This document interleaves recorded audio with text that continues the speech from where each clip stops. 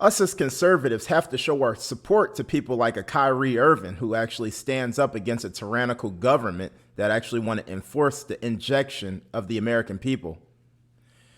Now, we need people to actually be resistant of the government. Imagine if we just go along with whatever the government is telling us to do. You know, like the mask mandate. I actually thank God for the people that actually went against the mask mandate and refused to wear a mask, get thrown out of stores, get arrested. We need people like that to actually stand up. Imagine if everybody that's played the go along, get along game and they just went along with the mask mandate. We would still be wearing masks today. I'm happy that it's people resisting.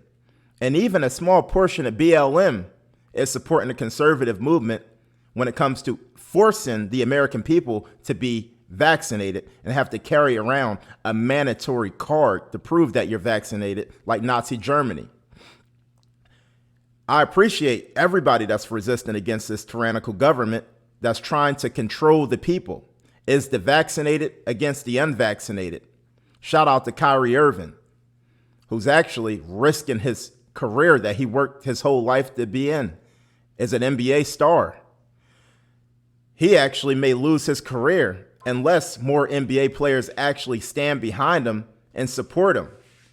But most of them are going along with the get along. That's the reason why you're seeing over the summer a lot of them just wearing a Black Lives Matter t-shirt and kneeling alongside of LeBron James.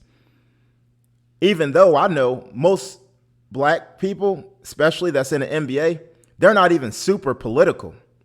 Look at the average voting rate of the NBA stars. Do most of them even support BLM? Do most NBA players even know what Black Lives Matter actually stand for? Do LeBron James know that Black Lives Matter is actually anti-black fatherhood and want to remove masculinity out of the black home? LeBron James is part of the go along, get along crew. LeBron James, people say that he's like standing up for justice, standing up for black people. I don't see that to be the case. He's actually putting a lot of fear in black people's heart by saying that, oh, even as him as LeBron James, he have to be scared to walk out of his house because racist white Klan member police officers might just beat him down. People like LeBron James got a powerful voice. Why not encourage more people to be like LeBron James? Why encourage black people to be more feminized and afraid of white people, more afraid of the police, more afraid of America, more afraid of American culture, and never want to move on with their life?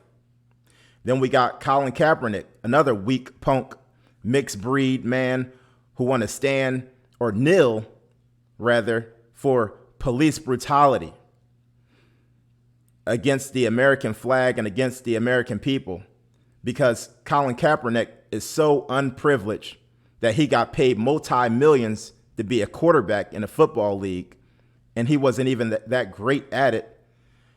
He didn't want to become a social justice warrior until they actually benched him. Now all of a sudden it's so important for him to kneel for the anthem. Then he wanted to wear pigs on his sock to basically mock the police, that I'm sure he lives in a nice gated community surrounded by good police officers to protect him and his home and his family. Black Lives Matter is an anti-police movement that's actually against the police and is really about defunding the police in the areas where majority black people live that need the police the most. LeBron James, Colin Kaepernick, they're protected by the police. Colin Kaepernick is a race hustler. LeBron James is a race hustler. Now we got weak, feminized men. They want us all to think like LeBron James and Colin Kaepernick is black people, especially black men. I'm actually going against the white liberal agenda, believe it or not. I know you think that I'm the bootlicker and I'm part of the go along, get along crew, and I'm this kissing white people ass. Nothing could be further from the truth. They actually don't want to hear from black conservatives who actually go against the white liberal power structure agenda. The people at the top, the rising stars, the people like Barack Obama, Michelle Obama, Nancy Pelosi, You think they give a damn about LGBTQ? You think they give a damn about BLM or CRT? They live their personal lives as hardcore capitalists living the American dream and want us to live our life as suffering liberals, peasants at the bottom. They want to feminize men. They want to encourage men to cry on TV like Randy Moss did because of John Gruden made an email talking about a black man's lips over 10 years ago, and they rose that email from the dead. He was basically mocking a black guy, saying he have rubber lips, which the guy do have pretty big lips, but he wasn't talking about all black people. He was literally talking about one black person. John Gruden actually, in my opinion, is actually a weak punk because he never should have apologized for what he said. Randy Moss is such a weak man. Didn't he grow up in a hood? Don't he know that us as black people, we say much horrible things, way much hardcore than that guy against each other. We call each other the N-word. Come on, black people. Y'all really mad because John Gruden called this guy rubber lips over 10 years ago? How much do y'all really care about that? Why is this a national story, national news? Randy Moss, get real, grow up, grow some nuts. Think about it, black people. We cry about John Gruden emails. We cry about Karen at the dog park and an isolated incident with one black person. That's completely ridiculous. We don't cry when the little girl gets shot in the head by Pookie or Ray Ray. We don't cry when Pookie and Ray Ray kill each other and they kill Raheem down the street and his teddy bears and candles on the corner. No, we care about John Gruden emails. We care about Karen crying at a dog park because she got in one dispute with one black man in America. We shine all the light on Karen, but don't shine any light on the little kids that's being killed and murdered in the hood every day. We are hypocrites. We don't really care about the stuff we claim we care about if black lives really do matter. They want us all to be like Randy Moss. Not just black people, black men, but it's a culture war against masculinity right now. And they want to show the feminized black man on TV crying with the white girl next to him, cheering him on. Oh yeah, Randy Moss, I couldn't imagine what it's like to be black. And look at an email that John Gruden sent 10 years ago. It's so hard. You went through slavery. Your people are so oppressed, Randy Moss. Randy Moss is a weak man.